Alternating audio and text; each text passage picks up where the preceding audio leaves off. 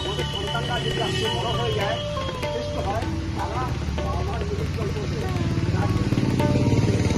ভারতবর্ষের উজ্জ্বল হবে।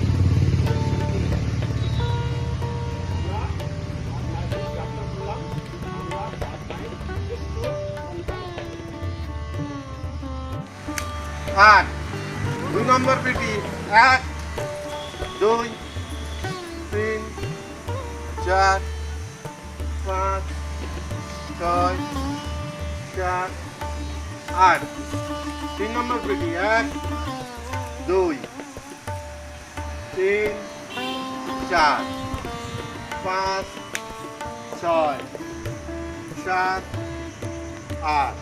এটা জানা দরকার। আর জম্মু কাশ্মীর আছে বলে পিওকে থেকে তারা অনেক অনেক ভালো আছে। পিওকে তাদের আটার দাম প্রচুর, চালের দাম প্রচুর, বিদ্যুৎ পায় না, সড়ক পায় না, হসপিটাল নেই। ভাবে না আসলে দীর্ঘস্থায়ী ভাবে একটু আগে থেকে না আসলে এই সমস্যার সমাধান করা যায় না।